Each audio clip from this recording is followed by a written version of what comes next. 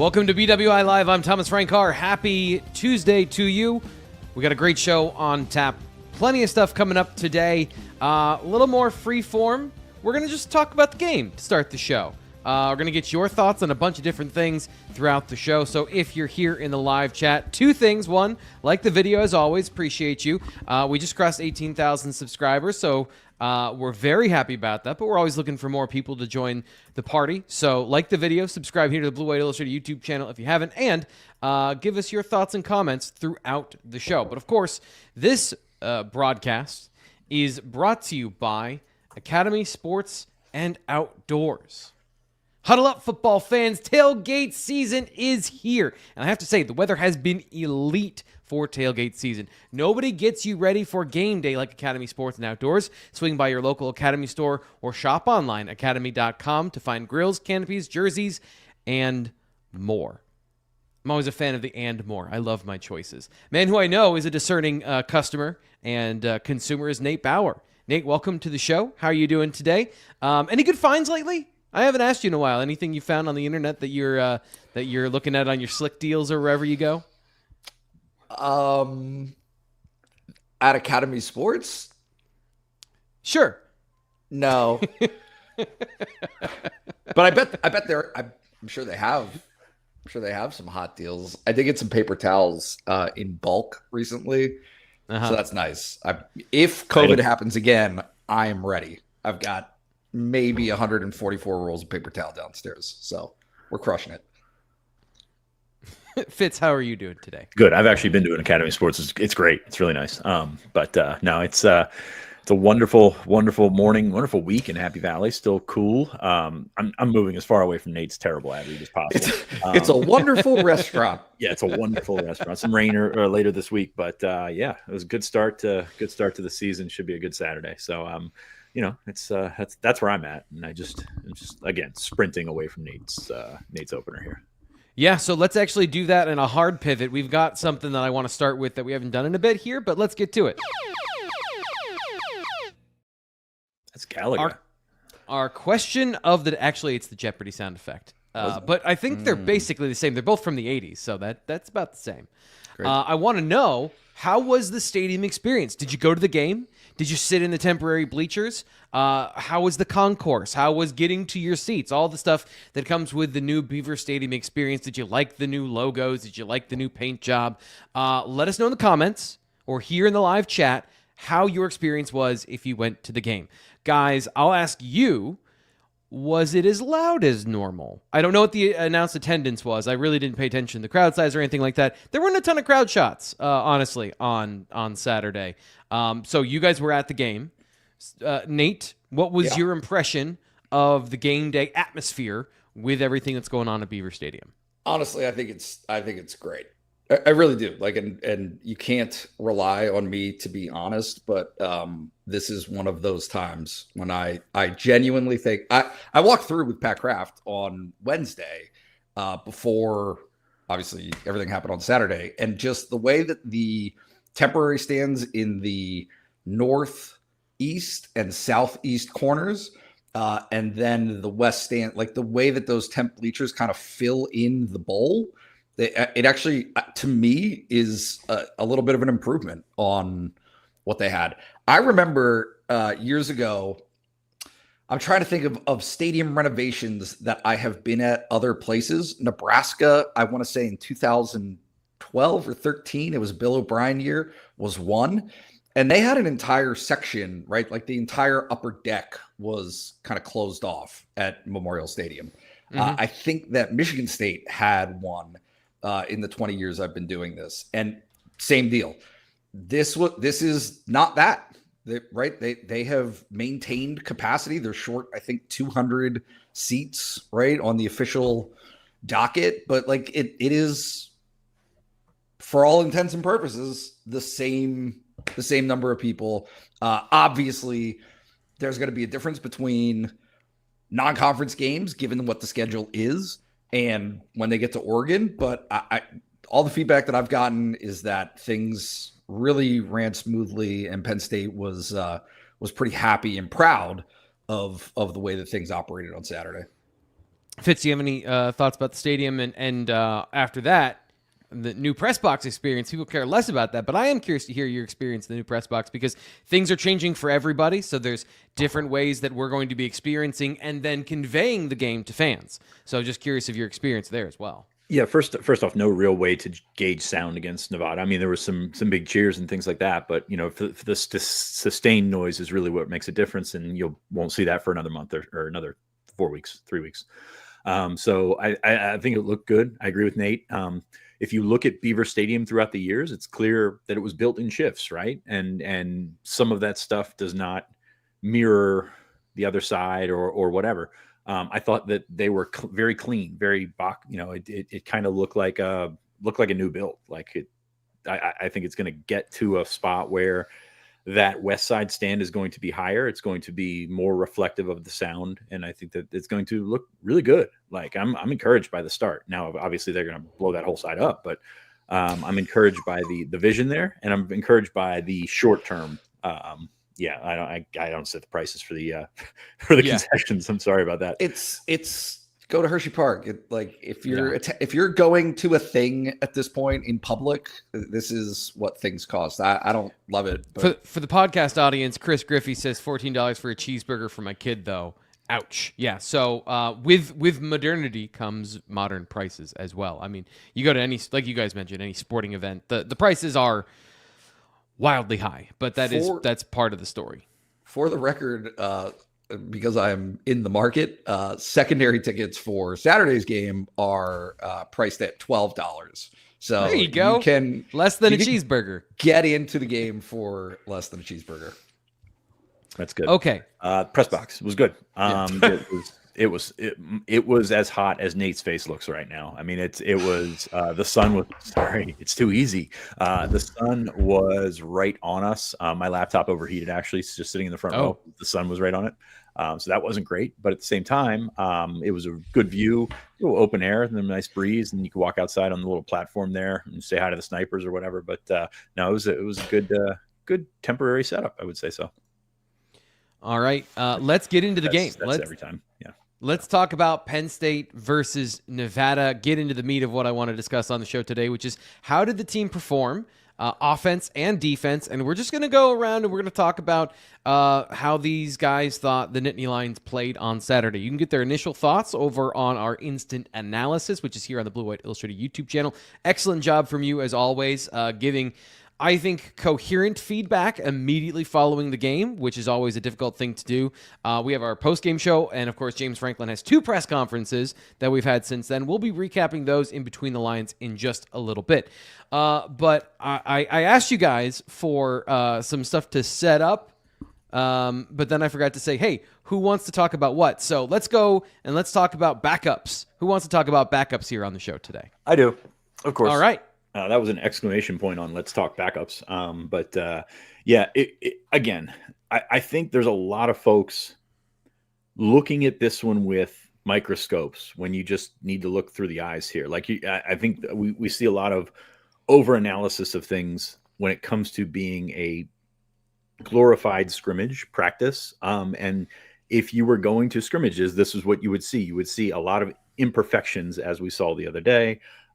Still a good outing, plenty to work on. I don't think there's any question about that, but that's what you get. And that's how Penn State has, I guess, inwardly approached it. Again, the 1-0 thing, I asked the guys after the game, did anyone say 1-0 this week? I don't think I don't think they did that. And I don't want to say it's by design, but everyone was approaching this as it showed on Saturday. And I think it was a positive for everyone. And I think structurally they look good. T. Frank's breakdown will show you much, much more than just me saying structurally it looked good. But it's going to be one of those things where I think just the over-analysis is just a bit overkill right now, just based on what this was. You take it for what it's worth. You take it for what it was.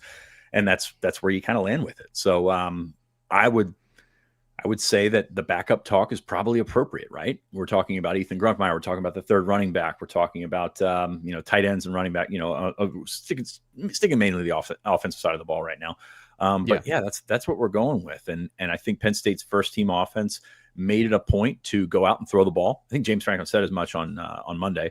made it a point to go out and throw the ball because that's what they need to work on the most. And I think everyone's going to get caught up in this, Nevada stuffed them running the football, so everybody else is going to stuff them running the football. I don't see I don't see that playing out this year. T. Frank, I mean, would that be one of your takeaways, that, just what we saw on Saturday is just kind of a tip of the iceberg type thing? So truthfully, I saw a couple of odd fronts, and James Franklin talked about that being a part of the run game. I didn't think it was necessarily as much about what Nevada did as much as Penn State not being sharp in between, on the offensive line. I thought there were some times that the double teams in the outside zone, which they worked on and they've invested in heavily this offseason, I don't know that they were necessarily sharp out of the gate. I did some digging yesterday because I wanted to figure out why. So I went in to look at the offensive line combinations. They had 7 offensive line combinations in the first quarter. Is that great for communication?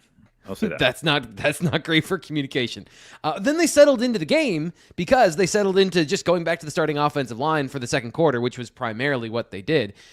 So I think that's part of the conversation is, as you guys mentioned, like, you're going to try some stuff in the first quarter. Your opening game script. Yeah, this is all practice work. This is all stuff that, like, they're not going to go out. Well, if they can go out and go tempo against Oregon, it's because of what they've done in the prior 3 weeks to work on it, to figure out the fine tune. Yeah. You're getting a lot of guys that are playing together for the first time, specifically those receivers, and it takes time. It takes effort, and it's a long season. And this is exactly what kind of propped it up to be last week, right? This is an audition. This is a dress rehearsal of sorts, and you're going to get lines wrong. You're going to get mess ups on timing and things like that. And I think that's exactly what we saw. So again,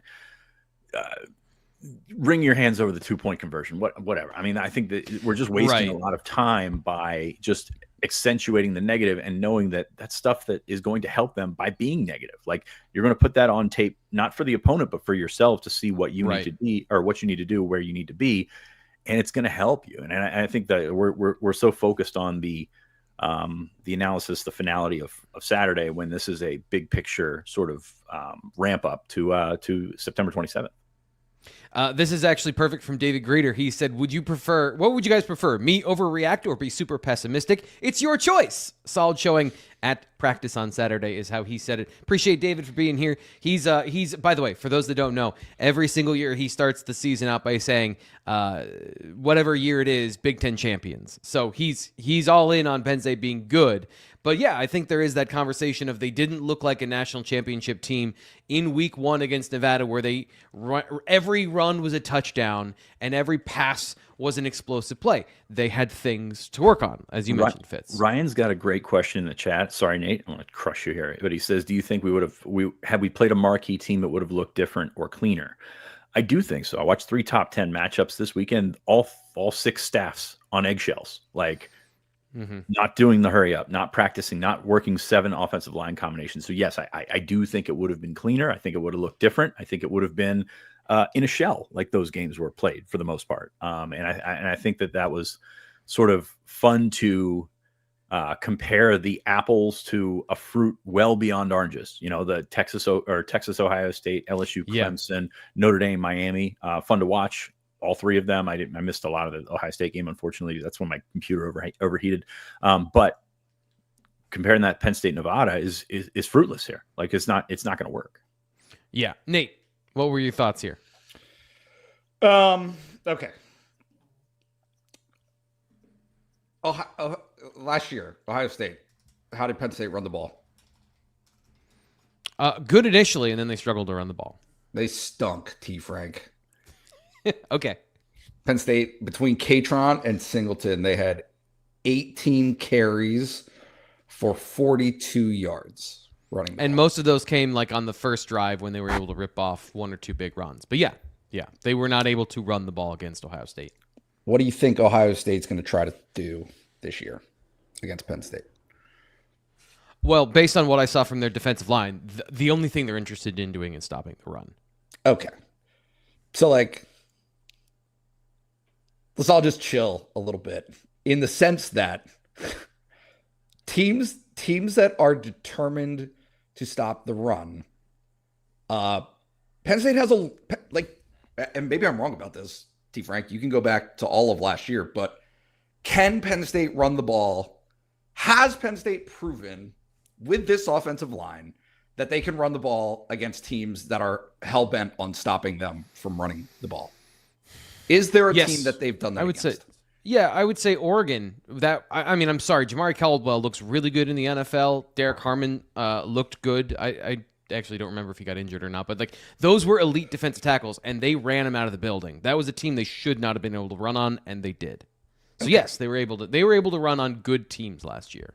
I don't think it is as consistent or has been as consistent as everyone, including myself, has made it out to be. Right? Like, again. Yeah, they weren't good against Maryland. Like they were not explosive against Maryland, which they were, again, they had some good D linemen, but overall you would expect Penn State, a team that made the semifinal, to actually like romp over those guys. I guess I just when you said it and it glides off the tongue because this is how we are talking about this team. But like Penn State not looking like a national championship team. Penn State isn't a national championship team until it proves that it's a national championship team. And it has a long way to go until it gets there, in my mind. But there are more positives coming out. Again, the thing that I latched onto in the instant analysis was how crisp that 2-minute drill was at the end of the first half. Like those are the things that you see. And for me, and again, like this is just from my perspective, but it clicks. It dawns on me. Oh, that's what a senior quarterback looks like.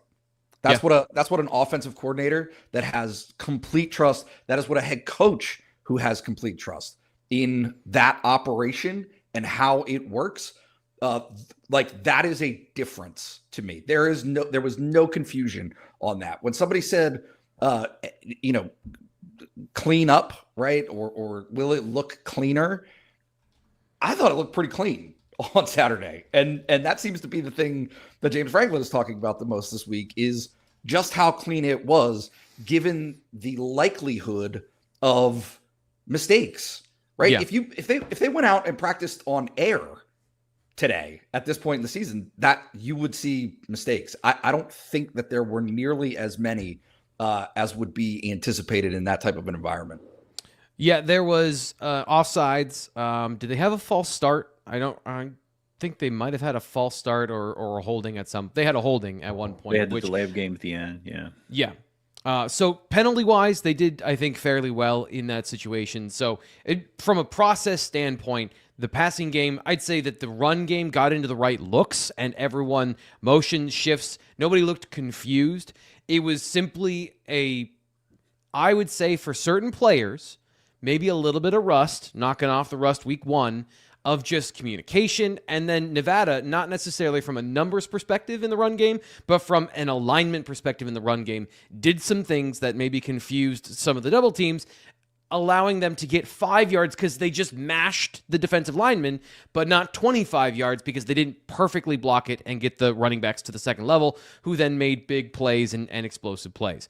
We need to take a quick break because we need to tell you about Academy Sports and Outdoors. Huddle up, football fans. Tailgate season is here. Nobody gets you ready for game day like Academy Sports and Outdoors. Swing by your local Academy store or shop online at academy.com to find grills, canopies, jerseys, more. Be a watch party legend with gear from top brands like Nike, Adidas, and Under Armour at undefeatable prices. Is undefeatable a word?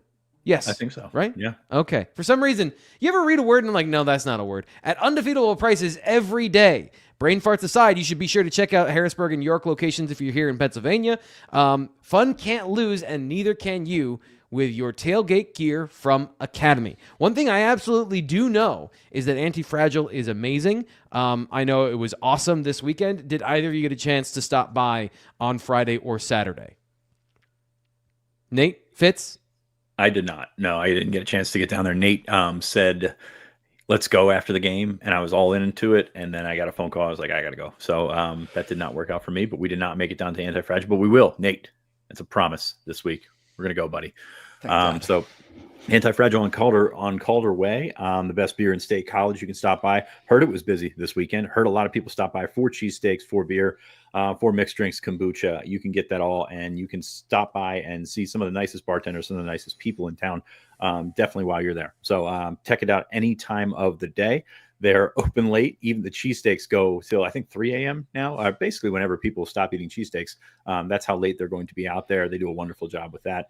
But yeah, it's a great atmosphere. I saw our guy Doc Allen was out there this week. If you follow Beer on Instagram, he's out there. He's a big Penn State guy who's was a member and an influential guy on the Instagram. Stopped by Antifragile, said he had a great time there. And the Oktoberfest is now on tap. That was the one that he checked out. I know he listens to the podcast. So Alan, it's great to have you here. So can't say enough about the people and the atmosphere there. And yes, Nate, we're going to get down there. We're going to make it happen. We got to believe in ourselves, and we'll do it. They make my dreams come true. Come on, Fitz. No, again, I'm fessing up. It was my fault. We were going to go after the game, and I said, I got to go. I walked home. I walked home from the stadium, and I almost stopped in by myself. And then I gave it a second thought, and I was like, I'm not that guy. I'm not the bar by myself guy. That's just that's a bridge I'm unwilling to cross. So I want to get to some of the stuff here. Hard transition. Nate also did a great job. Here's a better transition. Let's rewind for a second. Nate was also busy going home and writing insightful comments and thoughts over on the BlueWhiteIllustrated.com. So if you want to go read any of that, if you want to see any of my film breakdown, I break down every single play of the game from Penn State football. I do that every Sunday, and I give you a watch along on the message board thread. Then we have the film recaps. Fitz's first impressions is a massively favorable article. I don't know, favorite article among people. Popular is the word I wanted to say. Popular article. Massively homerific article, yes.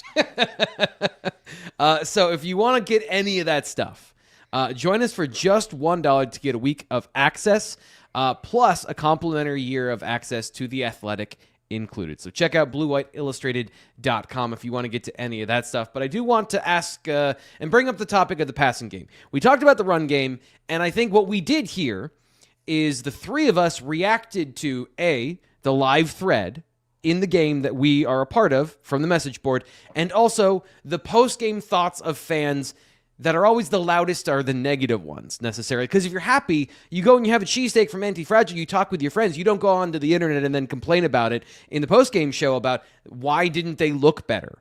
But things that looked great, the passing attack. This offseason, what I was trying to describe was this is going to be who's open, throw that player the ball. It's not going to be a superstar-laden, go down the field, big-time explosion sort of thing. They have veteran receivers, and they looked like it. Drew Aller completed 85% of his passes. I think at last check, which is still in the review process, his adjusted completion percentage from PFF, which takes out throwaways and drops, was at 96%.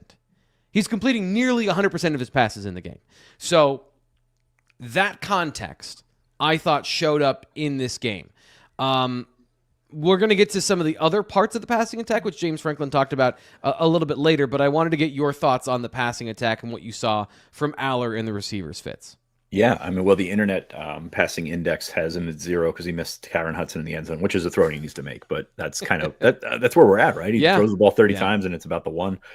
He still needs to work on anticipation. He did that. I thought he did that better, especially with Pena and Hudson. He seems to trust them coming out of their breaks. But still, I think everybody needs to work on it. But he needs to work on anticipation and sort of that final scan and going with it. So, but again, like, he's not immune to improving, right? Like, that's kind of where we're at with Drew. Is you kind of think you see what you get, but he's improved. I don't want to say a decent amount, but he continues to look better in the first game of the season than he did at the end of the following season. That's 2 years straight. So I think that's a positive here. So they're going to continue to work with that. I thought Kyron Hudson, efficient is a good way to put it. He, of course, probably should have had the first touchdown, or the first touchdown should have happened. I wouldn't put that on him. But yeah, he looked like a guy that carried himself in the way that Penn State fans have been clamoring for a receiver to carry himself, as a strong, the catch along the sideline with just his hands and getting his foot down. I mean, that's Yeah. Something you sorely missed. And hey, Trey Wallace had a hell of a game the other night for Ole Miss, but you take a look at the way that Harrison Wallace did it versus the way that Kyron Hudson did it. It's different, right? And it's more, this is a wrong way to put it, but it's more safety blanket different with Hudson, because you've got some really positive things there, but you don't have the potential of going over the top, which you did have with Trey, but Trey didn't do it all that much. So I like what we saw from those guys. And again, I think I would label them, and I label them in my post game column as advertised, like not guys that are going to fundamentally change the structure of this offense by being big play guys, by being guys that go over the top or anything like that, but guys that can really, really help you when you need it most. And sometimes they need it to reset. And this is a dumb theory here as well, but the short fields didn't particularly help what Penn State was going to try to do on Saturday. They kept finding themselves in red zone situations, and that's a fair point. What's that? Yeah, that's a fair point. That, for as many points as they had, they didn't have as many yards because they had 2 or 3 really short fields. So I think that's a really fair point. Schematically, like, give yourself space, and that's really what you want to work on. And that's really, as you said, with the first drive was really good. The 2-minute drill, they had space to work with, and they were really good. Now, it's going to come down to the crunch time. It's going to come down to the red zone and things like that, and that's certainly something they have to improve upon. But it's just interesting to see when they get that flip field and when they get that short field, that everything kind of tightened up for them. And I think that was not what they were looking to work on, but it was clear that coming out of that game, that's something they do need to work on. Nate, what were your thoughts about the passing game before we move on to the defense? I thought it was interesting that Franklin said Pena surprised him. After the game, did he say that? Yeah. Yeah. What was the context of that? I actually don't remember that particular quote. I think very literally it was him seeing Pena at the top of the stat sheet. Oh yeah, in terms of number of catches. Yeah, I think that's what it was. I don't think he anticipated that, and which to me is a little bit of a reminder, right? Of, hey, Penn State knew what they were getting when Pena came in, and that maybe fan and media expectations for him were higher than internally, right? That internally it was like, okay, this guy's a possession receiver who will catch a lot of balls and not. He had 40 yards after the catch.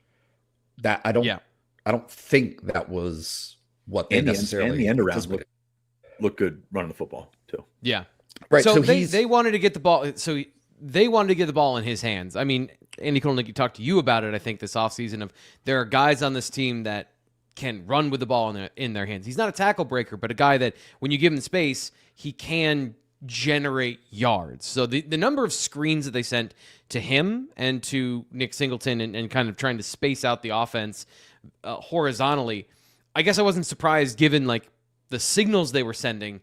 At the same time, I was surprised at the volume of that in this first game. Like, again, this is me, Fitz. You can disagree with this, but the vibes I was getting out of camp was that Hudson was the guy, right? That kind of the most distinguished of the receivers, most ready. Yeah, I think Pena can pass him eventually, but I think that the floor that Hudson has set is higher. But I agree that I think they provide 2 very different skill sets, 2 very different options for him to work with. If that makes sense. I guess point being, T. Frank was the player that you saw from Pena better than the one that you saw on film at Syracuse. Yes. And that's my point. Version of that player, and James Franklin and Chuck Losey talked about this in the offseason, who got faster and more explosive. I was not expecting that watching him in practice, and it stood out. Like watching him at camp, James Franklin, Mark Dupuis, Marcus Hagans, all of them at some point went great route, great cut, great whatever. Like when he was doing a drill, it was noticeably sharp. His transitions in and out of breaks, it's not just that they're fluid now, they have a pop to them. So he's added that element. And that's going to be really important, creating separation for an offense that did not have that last year, for sure. And they've seen it all, right? I mean, those guys have been around. It's not a surprise that Franklin talks about those guys being captains elsewhere, because you can pick up on a lot of things. And USC has in college football has had some of the better athletes that have come through and played in wide receiver. You can pick stuff up from those guys that, even if they're not refined finished products. And I think that he's done that. He's sort of regimented his game to be a complement of a lot of things that he's seen throughout his career. And Pena's the same way. And there's something to be said just as on the line for those older guys, just as the 23 Michigan team that had the 25-year-old offensive line or whatever it was. Like those guys have seen a lot and they can make it work. And you have a quarterback who's seen a lot. So encouraged by that. And while we're on quarterbacks, encouraged by the backup too. Like that was pleasant. That was a pleasant surprise because, Grunkmeyer, he threw picks in camp, right, Nate? No, we reported that. That's something that he did, that Drew did as well. And I think that's good. I'd rather talk about the picks that they threw than walk on eggshells about the picks that they didn't throw as before the 2023 season with Drew. So I think that makes a difference. And I just wanted to say, I like what we saw from Grunkmeyer, especially from the secondary look, moving off of your first read. The hurdle play to Cam Wallace was great, but also the recognition that he was open in the flat when he was not really a part of the play at all was even better, I thought. Right. Yeah. He snaps his heads over from the primary read while under, I don't remember if that one he was under direct pressure, but a compressed pocket, and it was super accurate. As you mentioned, as you just said, knowing where all the pieces are to be able to snap his head over into the check down and throw it with accuracy into the flat is something that his decision, and James Frankel talked about this yesterday. It's not going to be part of our breakdown today of what James had to say, but his decision-making, how quick it was, it's something that I saw in high school, but at this level, the number of things that you have to master and the number of things you have to know as a redshirt freshman, that's really encouraging. Right. Let's get to the defense, because I think this is another area where fans have been conditioned to what Penn State did previously, and you're not quite yet seeing the plan from Jim Knowles. So one of the biggest things, and I'll just start off this conversation about the run game. A lot of people are saying linebackers didn't look sharp. Defensive line, those young defensive ends didn't do anything in the game. This defense is trying to play different. So instead of what you remember previously of attacking with linebackers, constantly run blitzing, plugging up every gap, they are now playing a traditional style. These are now NFL concepts, traditional football concepts of how these linebackers are asked to read and then react instead of just attack. Jim Knowles, and I've tried to say this all offseason, is willing to give up 2 yards to prevent giving up 10 with an explosive play because you got seamed by the offense, because you blitzed a guy, and now you are outgapped somewhere else. This defense is not going to get the splash plays on the other side of the line of scrimmage as frequently as Manny Diaz did it. And you saw the downside of that with Tom Allen when it wasn't executed as properly as well last year, where they gave up some big runs. They didn't give up any real big runs. They gave up one big run on the quarterback option, which had more to do with they did blitz and somebody didn't get into their gap. And then another run where somebody, I believe, missed a tackle, or there was a cutback that somebody didn't fill their gap. I think maybe it was a backside nickel, didn't fill his gap. Other than that, they didn't give up any big runs to a team that their only plan was running the football. The control, and that's the plan, is control of the front seven is the point of this defense. So if you're expecting all those things, those defensive ends are taking on double teams now. They're not trying to set the edge and get around and be explosive into the backfield. They're trying to corral the ball to a point on the field and then have a safety or a linebacker go and get it. So I guess that was my initial takeaway. Nate, I want to come to you and see what you had to say or what your thoughts were about the defense. I mean, Nevada finished with 2.5 yards per carry rushing ball, including that 22-yard run by the quarterback. So, yeah, I mean, I thought Purdy was actually better than anticipated. I mean, I don't know what I anticipated. I just thought he was pretty good. I thought he was okay. But no, look, this is me repeating myself, but I wasn't sure what Nittany would be absent. I know Fitz. I wasn't saying that he was going to be bad. That's right. And no, that's not what I said. I thought he had an opportunity to shine this season, but that it would be different without an established, and it was even more so the case than already expected of not having that established guy next to him or on the other side, I should say, because Uriah wasn't available. So the fact that he was as controlling, dominant, whatever you want to say, as he was, and granted, look, we can only talk about the game that's in front of us. And yes, it was Nevada. So things will be different as the competition gets better for Penn State. But for him to put that type of a stamp in terms of splash plays, I thought was it bodes well. It bodes well for the defense. It bodes well for him. I just, you're laying out all of the ways that this defense is going to be different, T. Frank, and I can't help but look at the run of success that they've had defensively at Penn State over the last, really 10 years, but how consistent has a really notable, talented defensive end tied into that, right? When they didn't have it, they had problems. They've had years where maybe somebody got hurt or that didn't quite hit, and they had some problems. So if Nittany is that, and especially if Fisher or any of these other guys, right, Coleman, whoever it is on that other side, if they can tandem be as dominant as Penn State thinks they can be, I just think it sets them up well to have the type of success that they want this year.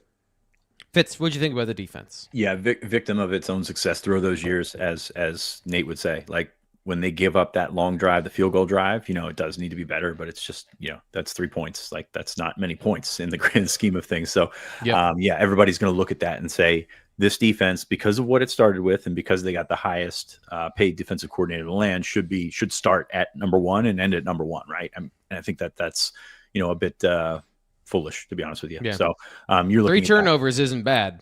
Yeah, well, no, they weren't bad. That's the thing. Like you remember in Little Giants when they gained a yard and everybody went off the chain. It was so amazing. Flip that completely on its heels and you give up a yard and it's like, oh, this is the worst thing ever. So, but again, clouded by the internet, which is where we spend our time. So I don't know that everybody felt that way, but that's kind of what we're looking at. And a lot of guys played a lot of snaps that maybe weren't expected to do so. I got highlighted Ty Blanding and Anai White on the interior. Anai White, pleasant surprise. Sidetrack here. Penn State's transfer portal guys probably overachieved based on the expectations with the receivers. I think they got to get Ross more involved. But Anai White did more. King Mack had the big kick return. You had Owen Wayful in there a little bit. So I think some positive returns early. They're going to have to continue to build on that, obviously. But I think you just sort of spread that out and you saw some really good things for some things, and you saw some holes. I mean, we talk about all camp about Chaz Coleman and how good he is, and he goes out there and he flashes. That's wonderful. I think he did some really good things, and I think people wanted to see more because of the expectations, but I think he did some really, really good things. Now it's about transitioning from flashing to being consistent, because you're not really a freshman out there. You're a guy that they're looking for to contribute in every sort of way. And okay, you're chomping there. So I guess the problem is he didn't get a sack, but he flushed the quarterback out and ruined 2 passing plays on a day where they had, I think, 10 passing plays. So, Dennis Sutton gets a sack because Chaz Coleman executes a spin move correctly as a freshman, which no other... Here's the thing, is I've watched a lot of these Penn State defensive ends, and they've been good. You had Chop Robinson go in the first round basically on one move. You've had Abdul Carter being the only guy who's learned to use more than one move in his career, and Chaz Coleman's already doing that. To me, when I'm watching Chaz Coleman and the things that accounted for his innate ability to rush the passer or the things that he did, I was wildly impressed by what he did. But the fact that he didn't tackle the quarterback in the backfield, everyone's saying it was a disappointment. And he played 25 snaps, and I thought he being impactful on 2 of those when you're a rotational defensive end, I don't know. I that checked all the boxes for me. That checked my boxes in this game. Now, against the run, we're going to have to see more against better teams. We'll figure that out later. But to me, I thought he did everything I was expecting him to do in this game. Nate, what do you think? No, it's so funny, the tenor of this show being impacted by kind of the live chat and just how it goes back to, right? It just, everything feels like confession, right? And the expectations of going into a game like this, the game isn't long enough. There aren't enough plays in the game for everyone to do everything that everyone wants everyone to do. Right. It's just not possible, right? It's not possible. There are not enough Nevada plays in the game. He didn't have enough. Yeah. There aren't enough snaps in the game for everyone to get a sack, right? Like they're just there. And so even the distribution, right? Talking about Devontae, like where was Devontae Ross? Well, he missed most of the summer, all of the summer, and worked his way back in through preseason camp. Like he'll get there. He'll get there. Kobe Howard, yeah, had some buzz in the preseason. Yeah. Right. Like these guys all will have opportunities. I just think, to me, like broad picture takeaway of what this game is. It is the first iteration of the notion that Penn State can beat you in a lot of ways. Yeah. Right. The ability to, and it does not mean that they're going to beat you exactly how they want to beat, right? Like that it doesn't matter what the defense does, what Nevada does, what anybody does, and Penn State's just going to run over you anyway. I don't think that's it. I don't think they're that stubborn. I don't think they're that hard-headed that they don't feel like they can only do it one way. This is so, we've got our resident negative Nellies in the chat saying like this offense does not, like, it's too run heavy. They don't throw the ball enough, et cetera, et cetera. That's not, Andy Kotelnicki wants to feature the run game, but they want explosive passes just like you. So I think this is a perfect transition to get into between the lines, because James Franklin also talked about that this week.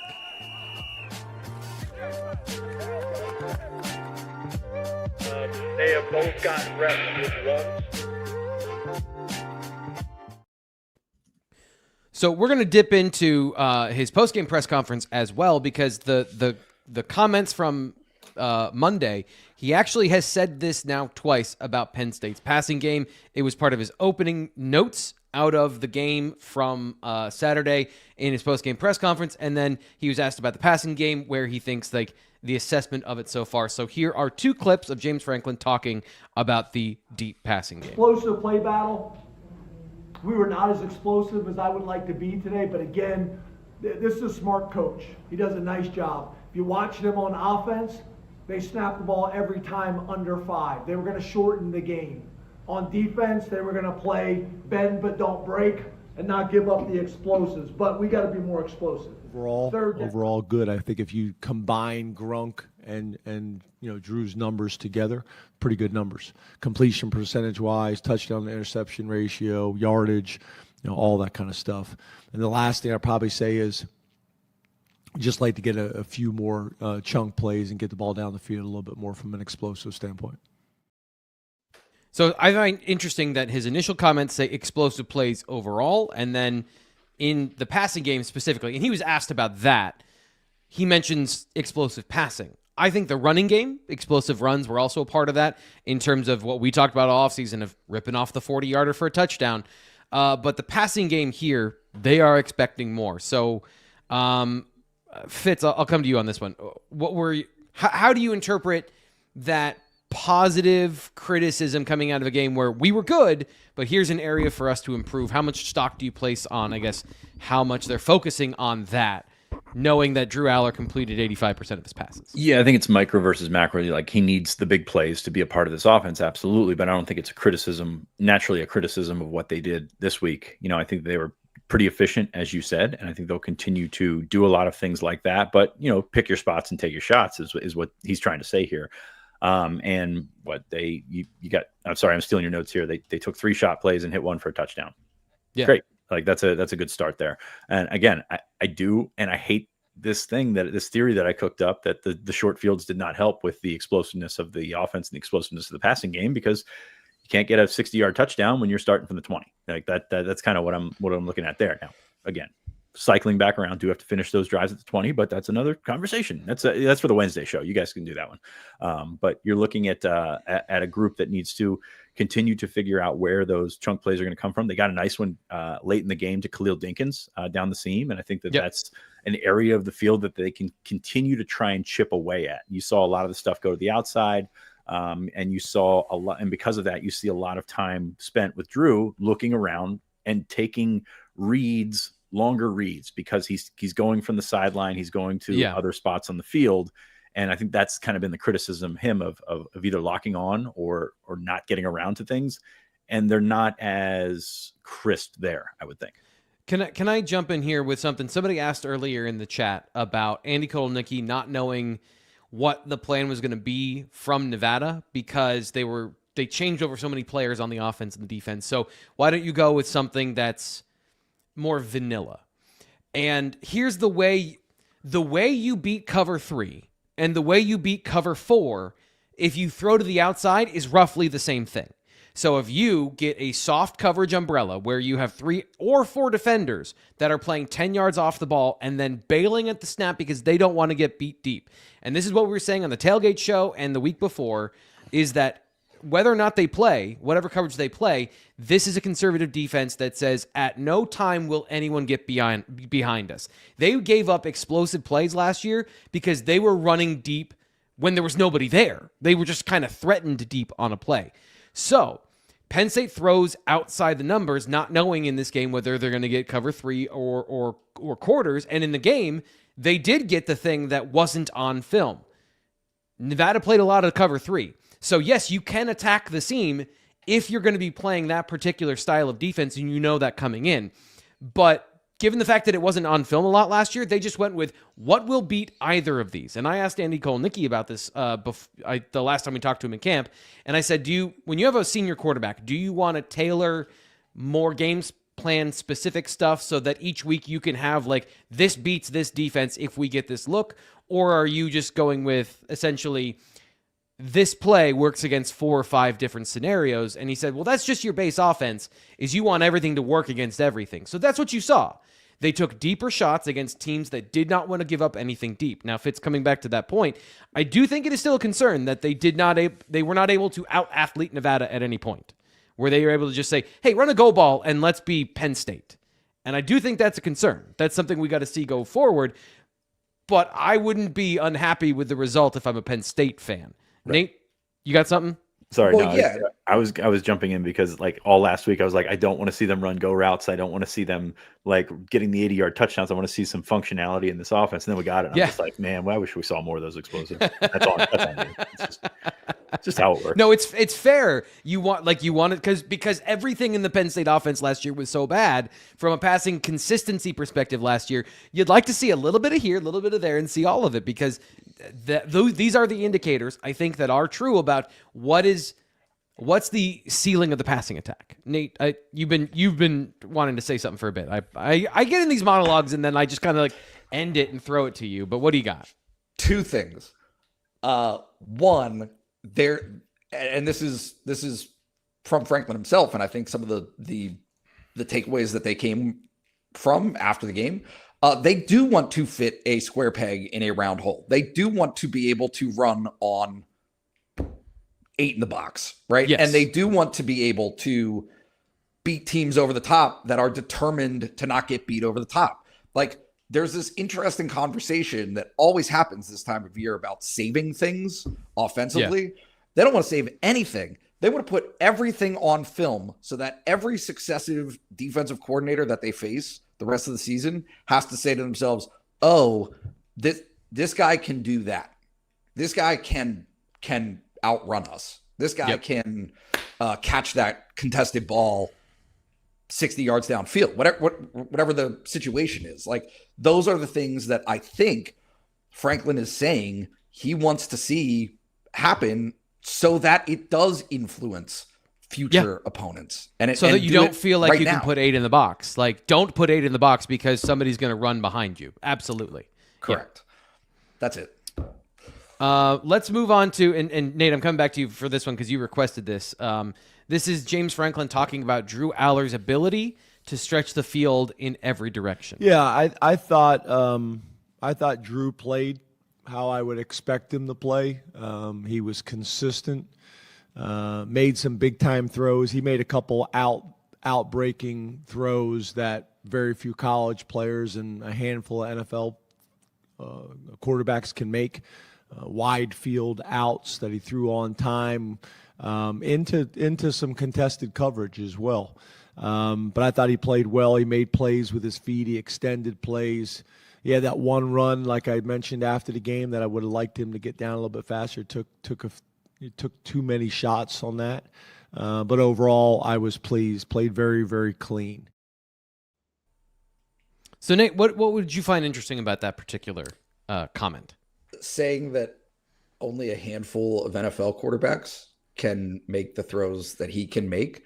I think, again, this idea of being able to be indefensible, right? That there's just nothing you can do, right? The low percentage plays that college, and this has been Penn State's bread and butter defensively for years and years and years, is that they know 90% of the schedule that Penn State faces doesn't have a quarterback that can do certain things to you, right? If Penn State demonstrates with Drew Aller that it can do plays like, right? I mean, you want to talk about acclimation and chemistry and getting on the same page with these receivers that they've only been together for, right? Drew and these guys have only been together for 8 months, 6 months, 5 months. It looked precise to me. And in a way that it looked so matter of fact that it took away from how really good it is. Like he makes it look easy. And I think that that's part of how people maybe underappreciate it at times. And I want to give credit to the receivers, Fitz. This is what, again, just illustrating this point. I saw times last year Drew Aller was throwing things in rhythm to a spot against coverages like this, and the receiver didn't know how to get to the spot in time. And every time he threw the ball to one of these deep outs, or if they were in a condensed formation and it's cover 3 and he's throwing to a speed out, the receiver was there. And the one time the receiver wasn't there, it was Trevor Pena, who got his hands on it and almost made the catch when Drew was throwing a fastball over the middle into a tight window that I think everyone thinks was a total miss by the quarterback. The receiver has a responsibility to get through the break faster, and they were just like a millimeter off. In previous years, that ball sails over Pena's head and no one's even close to it because the receiver isn't at the landmark correctly. And this is what the offense is supposed to look like. This is what this offense is supposed to look like with, as what Nate just said, making it look easy because guys are just doing their jobs correctly. We should do that. You know, in the 40 in the NFL Combine where Rich Eisen runs and they do the little ghost guy of the guy that ran the 4.3 or whatever. We should do that with Pena and with Dante Cephas running basically the same route and see how that works out. Because I think that you're seeing a big difference in that sort of thing. And I also think, going back to what I said earlier about those guys being older, they probably can handle not getting a full load of targets. I mean, that was 6 catches for Kyron Hudson's career high. Like, he played 3 years at USC before this. So like, it's really interesting to see that. Trevor Pena's numbers are going to go down naturally. Like 7 catches for 74 yards, you put it into the calculator and go over 12 games. It's still a lot, you know? But the 84 catches for whatever he had last year at Syracuse is just a product of a different system. It's a product of a different approach. And if those guys can handle that, which the feedback so far is that they're there for a reason, and it's to vault them to the pros, absolutely. But also, they got these guys that are pretty good teammates, and that makes a big difference. Give one last thing here from James Franklin, and then we're going to get into what we want to see next week, and that is going to be another comment that Nate and I found interesting. So let's hear what he had to say about the offensive line. Yeah, I think it's kind of what I referenced earlier, right? It's, we can't not block the 3 technique on outside zone and get a tackle for loss. We got to be more consistent. I talked a bunch to you guys about having 7 offensive linemen that we view as starters. And all those guys have got to play like that. They gotta show that they warrant being on the field. And then, we just got to be a little bit more consistent with everything we do. And yeah, can you overcome long yardage situations? Yeah, but the best offenses don't even get to third down. They're picking up most of their first downs on first and second down. So, a little bit longer of a comment there. He was being asked about the red zone in that particular situation. But Nate, you and I both found this one interesting. Do we want to guess who he's talking about, or how did you take his comments about the offensive line there and playing like that?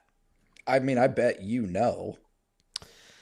Well, at first, my opinion shaded it, but then I'm fairly certain, given the context of the conversation, who he was talking about, it narrowed it down to one player, because he was basically referencing one play where somebody didn't block a 3 technique. So, yeah, TJ Shanahan missed a block there. Right. By the way, 254s on offense. I don't like that at all. Ian Harvey, I thought he was on the PAT team. I got excited. Nope, 254s on offense. Yeah. Don't like it. I got a little bit of feedback. Take this for what it's worth, but the offensive line was not at the level that they anticipated it to be at, in a way that is just, hey, talking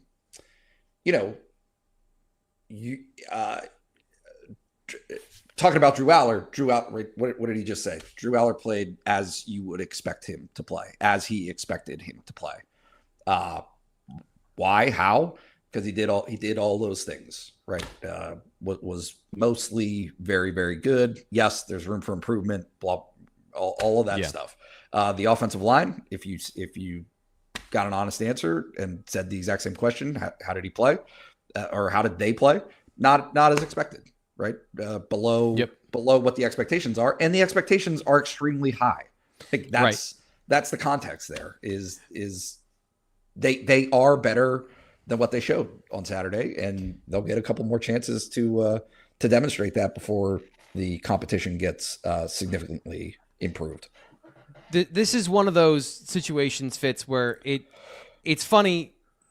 I guess I'll use this as an example. James Franklin talked about needing to be better in the red zone in his opening statements, and then I think it was Rich Scarcella asked him about your red zone issues, and he said, well, I wouldn't say it's issues. So coaches will be openly say the things that they want their team to hear, which is, we've got to be better. It's never good enough, even though I think you played well. And then when somebody else says it, it's well, you're not allowed to say that. you can't. I need to be the one to say that. Because he doesn't want this negative narrative to persist, and he's trying to protect those players maybe from a snowballing of a narrative. But it is fair to say, as Nate just pointed out, the offensive line didn't play up to standard, but the standard is very high. So I guess the internet is not wrong in their assessment of the offensive line wasn't as good as we had talked about. But that doesn't mean it's the end of the world and they're all garbage. So I guess, how do you balance viewing that this week going into FIU? There is no in between, though. That's the thing. It's got to be, it's the Joe Moore Award, or it's just, stomping on a cigarette on the ground. No, I mean, you're looking at when you're asking about issues, it's a pattern of, what was it in The Office, Nate? Pattern of disrespect. It's over and over and over again. You played one game. You played 2.5 quarters as an offense, and I don't think that's enough in a coach's mind. That's not enough time to pile up issues. That is not enough time to say this is a fundamentally bad aspect of this team that needs fixed. I think it's something that happened, and hey, Nick Dawkins' snap is caught by Drew, and that becomes a touchdown. It changes everything in one play, and I think that that's what you're looking at. So I think that that's the offense that is taken here. Is I mean, is there a standard of woes to issues to whatever else might be out there for how much this happens and how much this is going to take to fix? Because I think that it's fixable, and a couple breaks here, a couple plays there, it's fine. So I think that that's really what I'm looking at. And I think that that's sometimes when you ask the question, it's not about the subject matter broadly. It's about how that's framed. And it's if you put them on the spot and say, well, you guys suck in the red zone, which you did suck in the red zone on Saturday, you're going to take offense to that. And I think that's where he goes with that. And that's not just a James Franklin thing. That is, hey, watch a Ryan Day press conference sometime, man. That is, it is, everything is personal when you ask the question like that. So I think Yes. that's really what I come away with it. And then one more thing to add before we get away from this, 21 targets for the receivers, 8 for the running backs, 6 for the tight ends. That's very different than we saw last year. And I think that that's definitely by design as well.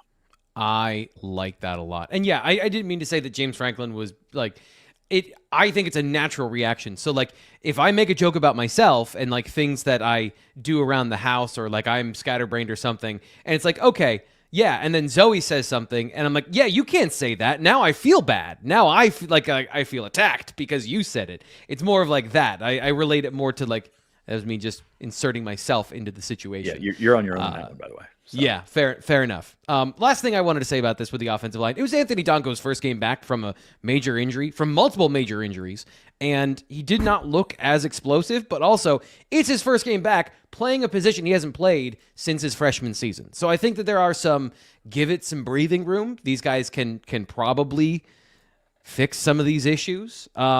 I do want to, before we get out of here, coming to the end of the show, did promise this, and I think this is a good thing to do, is to look ahead at what's next for this team. What are we interested in learning about Penn State this week? And then, of course, like as a quick preview of what do we want to see improve against FIU. So just quickly as we get out of here, Nate, I'm going to start with you. What are you expecting, or what are you interested to see from this team as they get through this week into next week? Yeah, this is not what Penn State wants. They were very proud of their puntless game on Saturday, but I just given the way that Franklin talked about Gabe Nwosu as their starting punter, I'm of the persuasion that elite punting changes things for teams, what they do often, like decisions made. And so if that is the case, if Penn State has the elite punter that Penn State thinks they have in Gabe Nwosu, given how he played in the preseason and the consistency and the leg talent and all of that stuff, like comparing him to Jordan Stout at Penn State was a big deal. It was a weapon for Penn State and those teams to have him on that team, those teams. So if I would like to see him punt, and I would like to see what exactly that means, because I do think it changes how when Penn State does get into those games in the future where it's 4th and 4 on a short field, maybe they don't go for it. Maybe there's situations where they feel like they can pin opponents inside the 5, inside the 10, and that's the better play. Yeah. I apologize, Nate. We don't have time we have that cut ready to go, but we don't have enough time to play James Franklin talking about that, where he's talking about Gabe Nwosu as the starting punter, which of course brings us to Fitz, who predicted that early in the year. What are you looking for, Fitz, in terms of how you want to see something maybe at practice or during Saturday as this team progresses into week 2?